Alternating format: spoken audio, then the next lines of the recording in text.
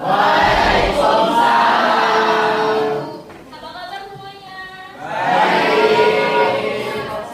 Ada yang merasa gak enak badan? Gak ada Bu, sehat. Aman semua? Sehat. Tadi sebelumnya pelajaran apa? Geografinya belajar tentang apa? Tentang penginderaan jauh. Oke.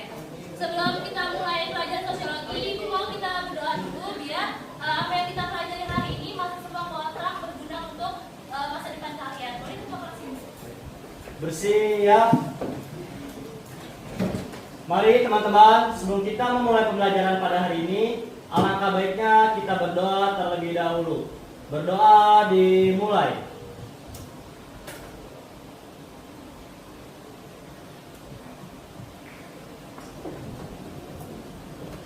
Berdoa selesai.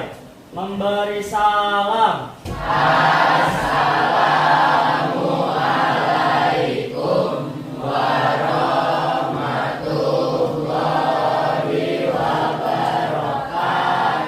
Waalaikumsalam warahmatullahi wabarakatuh. Oke, hari ini sebelum kita mulai pembelajarannya, Ibu absen dulu ya biar kita tahu siapa aja yang nggak masuk hari ini.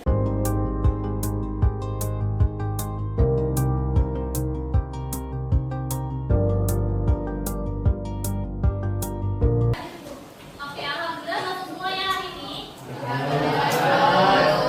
Oke, jadi sebelum kita mulai ke materi baru, ada yang masih ingat nggak minggu kemarin kita belajar tentang apa aja? Ya, terus? Sosial.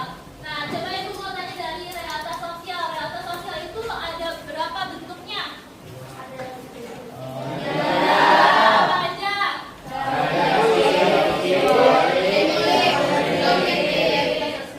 Realitas objektif itu yang kayak gimana?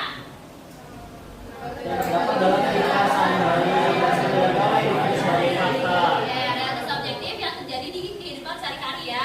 Faktanya yang kalian hadapi, yang kalian temui itu realitas objektif. Lalu realitas simbolik itu apa? Untuk simbolik realitas sosial media dari masyarakat karya seni fisik manusia. Oke, jadi realitas simbolik itu adalah pembentukan makna dari realitas objektif itu sendiri. Jadi apa yang kalian hadapi, apapun yang kalian lihat, itu tuh kalian maknai sebagai suatu hal apa ini? Nah, itu namanya realitas simbolik. Nah, yang terakhir realitas subjektif itu apa? Jadi realitas sosial yang berada pada di masyarakat yang berasal dari realitas sosial objektif dan simbolik. Oke, jadi kalau misalkan tadi objektif itu apa yang kalian lihat, terus simbolik itu apa yang kalian maknai. Nah, kalau misalkan di subjektif ini adalah gabungan dari objektif dan simbolik. Nah, jadi di subjektif ini tuh suatu hal yang terjadi dan itu tuh udah kalian maknai dan itu biasanya terjadi berulang kali. Jadi itu udah seperti kebiasaan kalian atau habitus kalian. Sampai sini paham? Terus di realitas itu ada materi apa aja? Selain tentang bentuk.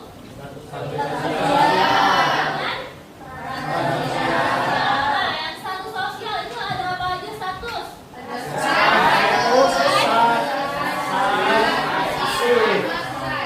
Sama side.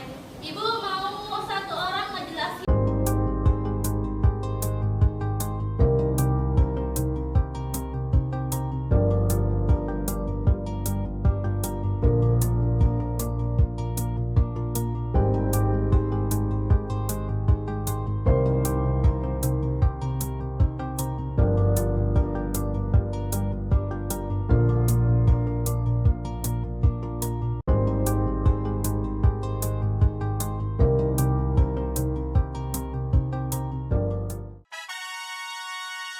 Ada yang udah pernah dengar atau pernah tahu apa itu interaksi sosial? Menurut kalian aja nih dari kata-kata interaksi. Interaksi itu apa? Komunikasi Bu antara masyarakat antar manusia. Ya, jadi interaksi itu ya yang kalian lakukan sehari-hari itu termasuk ke interaksi. Kayak misalkan kalian ngobrol dengan teman kalian, saya ngejelasin ke kalian itu namanya Interaksi. Ada yang bisa bantuin Ibu bacain tentang pengertian? Oke, Ayah dulu. Pengertian interaksi sosial.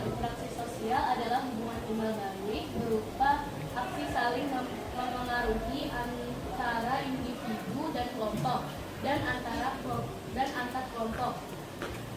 Bill mendefinisikan interaksi sosial sebagai hubungan-hubungan sosial dinamis yang menyangkut hubungan antara individu dan kelompok, atau antara kelompok. Oke, terima kasih Ayah. Nah, jadi seperti yang sudah tadi dijelaskan oleh Ayah, bahwa interaksi itu adalah hubungan timbal balik. Kata kunci itu hubungan timbal balik. Nah, hubungan timbal balik itu tuh bisa berupa aksi saling mempengaruhi antara individu dengan individu, atau individu dengan kelompok, atau kelompok dengan kelompok. Jadi nggak harus kelompok dengan kelompok baru bisa dibilang interaksi, itu enggak. Kita kalian dengan teman sebangku kalian ngobrol itu juga termasuk ke dalam interaksi.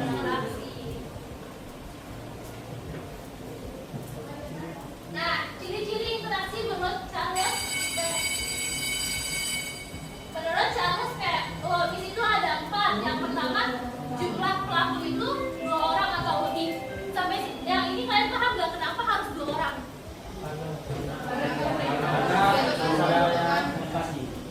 Ya, karena interaksi itu sesuai dengan kata kuncinya harus ada hubungan timbal balik. Nah, ini yang ngebedain antara interaksi dengan tindakan sosial. Kemarin tindakan sosial itu apa? Coba dibaca lagi catatannya, tindakan sosial itu apa sih?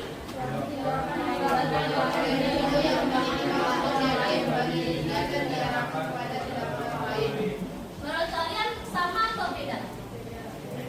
Bedanya di mana?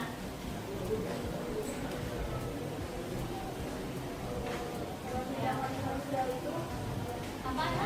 Tindakan sosial itu dilakukan oleh individu yang memiliki makna subjektif dan diarahkan kepada tindakan orang lain. Kalau interaksi sosial itu hubungan timbal balik atau suatu kegiatan. Oke, bagus banget jawaban Anda. Jadi bedanya interaksi sosial dengan tindakan itu, ini sesuai dengan ciri-cirinya interaksi sosial. Yang pertama ada jumlah pelaku 2 orang atau lebih. Jadi kalau tindakan sosial itu bisa dilakukan oleh sendiri kan? Kita, nih misalkan contohnya kayak kemarin, kayak pas saya kasih contoh tentang tindakan sosial itu, kita nyanyi di kamar mandi. Itu kan bisa jadi tindakan doang atau tindakan sosial kan? Kalau tindakan sosial itu ketika kita mandi, nyanyi, terus ditujukan untuk orang di luar, biar orang di luar dengar. Nah, itu termasuk tindakan sosial. Tapi tindakan yang dia lakukan itu kan sendiri kan? Dia nggak bareng-bareng kan? Nggak ada hubungan timbal balik. Orang di luar juga belum tentu merespon, mereka cuma mendengar. Nah, bedanya dengan interaksi, kalau interaksi itu harus ada hubungan timbal balik, harus ada respon dari orang lain. Nih, tindakan itu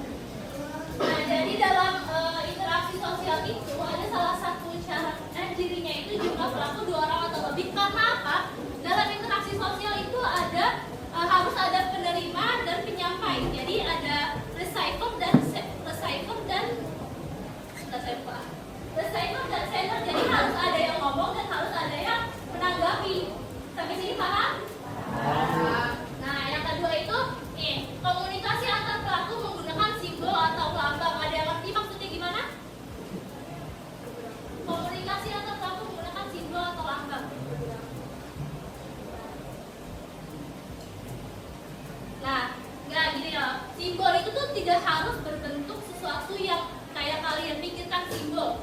Bahasa yang kita gunakan sehari-hari itu juga termasuk simbol. Jadi interaksi sosial itu tuh bisa terjadi kalau misalkan ada simbol atau lambang yang kita gunakan. Kayak kita ngomong pakai bahasa Indonesia itu namanya ada simbolnya. Terus juga kalau misalkan di WhatsApp nih kalian nggak ngetik, kalian nggak ngomong apa-apa, tapi kalian kirim stiker, itu termasuk ke simbol atau lambang. Sampai sini paham?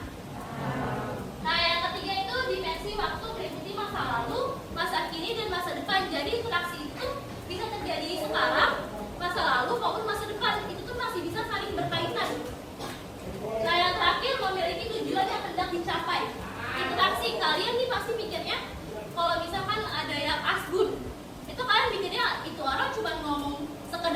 nggak jelas sia-sia gitu doang kan.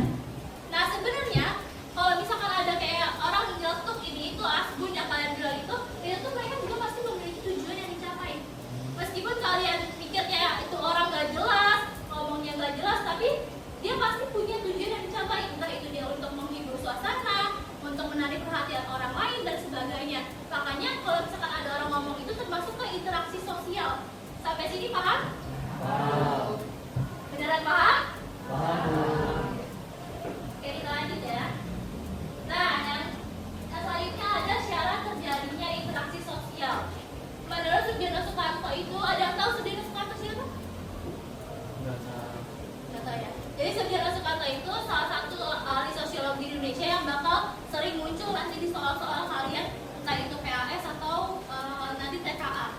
Nah, jadi Sudiono Soekarno itu memiliki syarat terjadinya interaksi sosial. Itu ada dua. Yang pertama, kontak sosial dan komunikasi.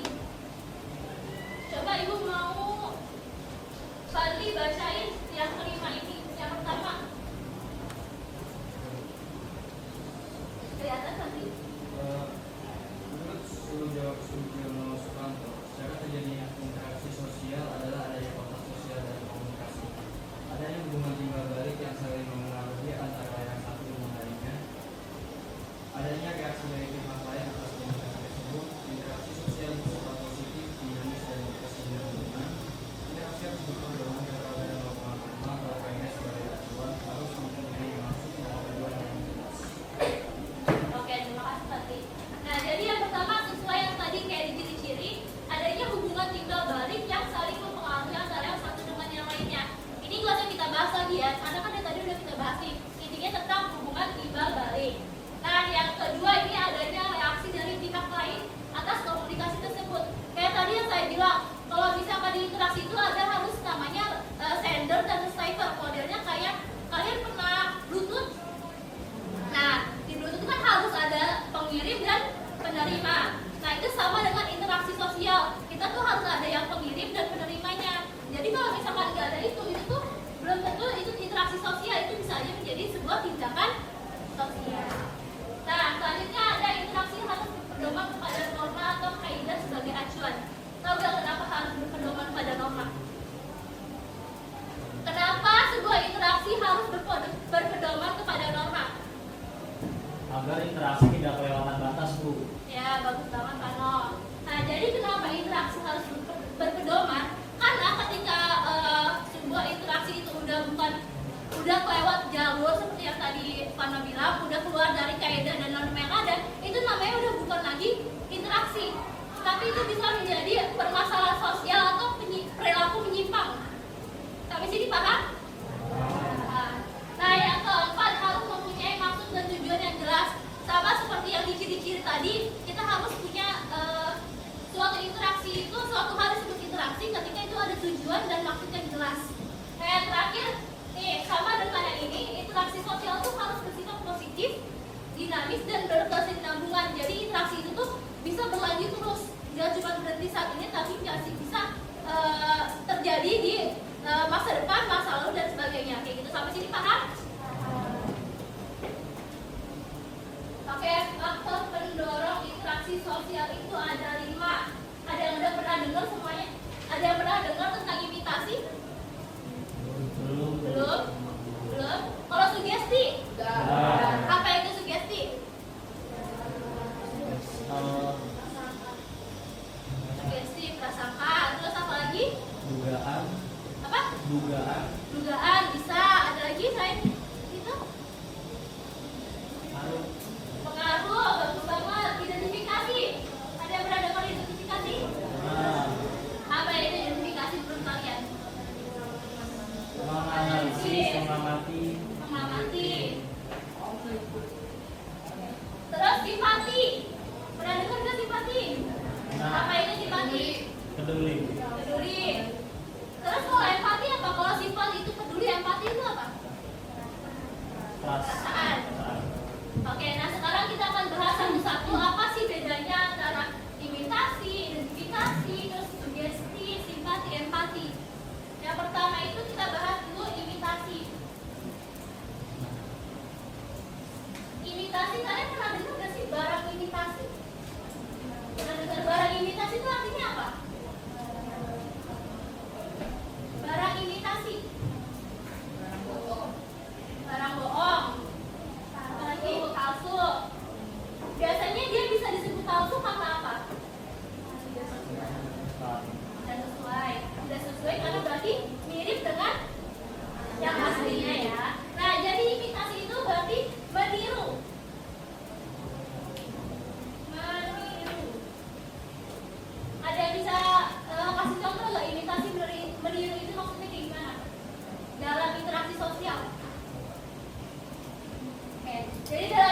sosial itu, jadi contohnya kayak gini, kalian, misalkan kalian tertarik dengan satu hal, misalkan kalian tertarik dengan idol K-pop, nah terus kalian kayak suka satu hal dari dia, misalnya fashionnya lah, yang anak-anak sekarang gitu kan fashionnya.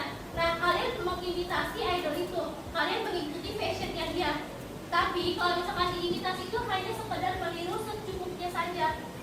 Jadi dia cuma ya udah meniru fashionnya aja, nggak ke yang lain-lainnya. Nah baru abis itu ada yang namanya identifikasi. Identifikasi itu diambil dari kata identik. Ada yang tahu identik apa? Mirip. Apa? Kenapa mereka? Apa? Ciri khas.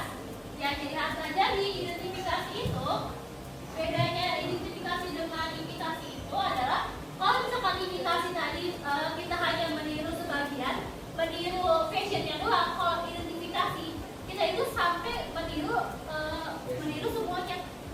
Kalian pernah dengar nggak sih apalagi nih cewek Taylor Swift itu ditiru sama orang bener-bener mirip plok ketiplok.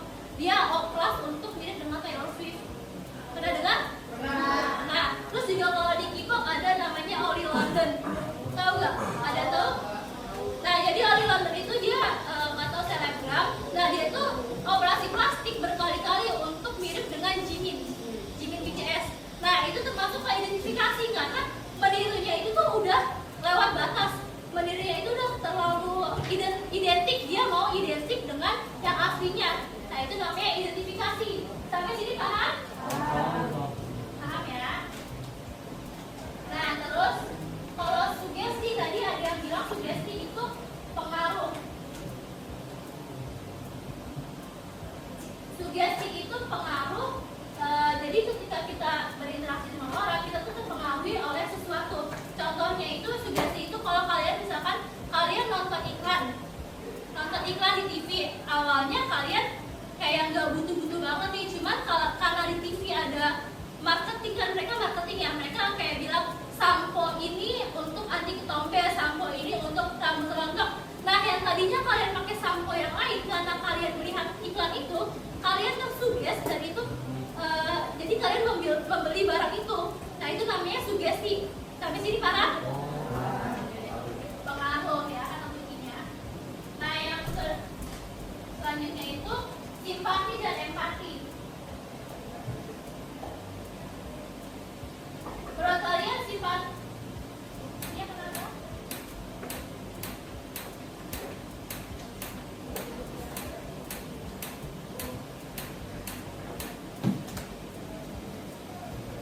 Oke, kita lanjut ya. Jadi simpati dan empati itu menurut kalian sama nggak? Beda.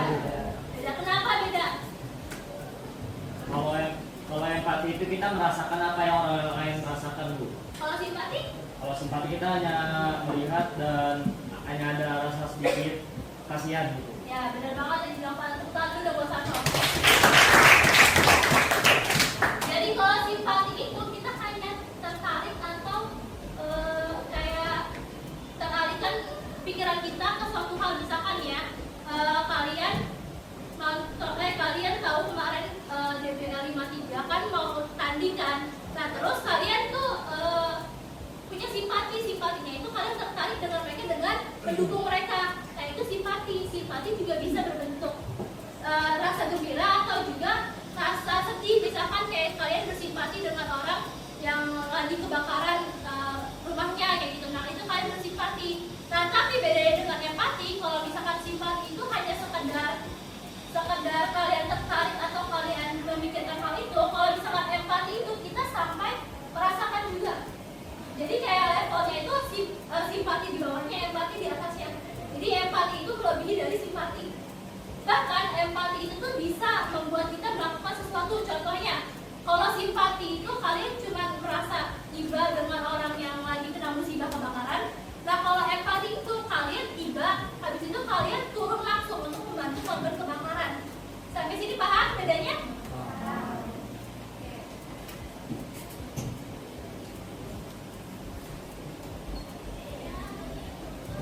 Bedanya simpati itu tertarik, kalau empati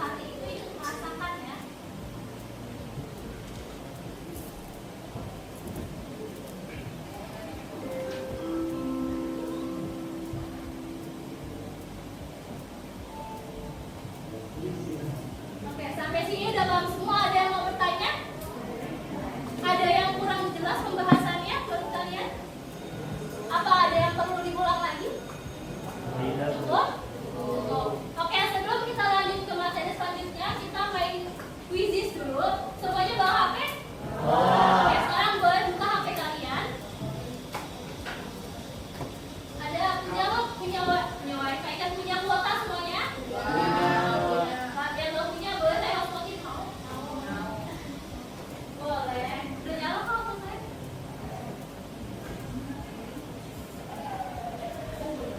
Beneran?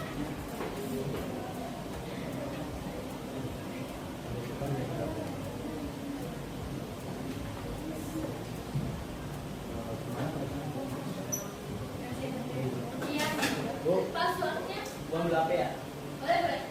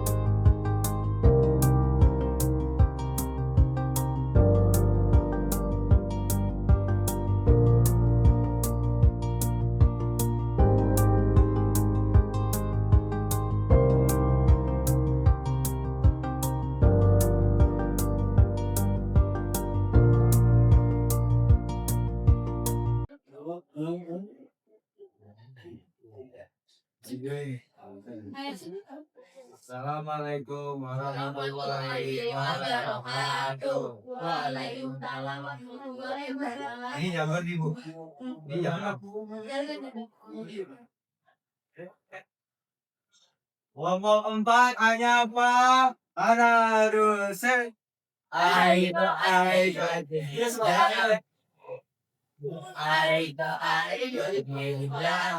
Alis mana kali? Yes, bagaimana? Siapa kita? Kelompok 4. Siapa kita? Kelompok 4. Siapa kita? Kelompok 4. Kelompok 4. Satu visi, Buka. Ya, kami kali ini akan mempresentasikan tentang apa? Tentang apa aja?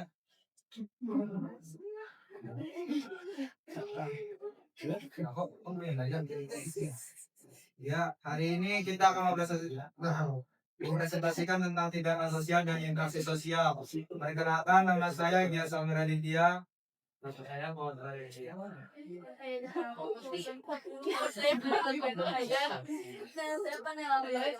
Nama saya Kanda Dalia Bermanoko.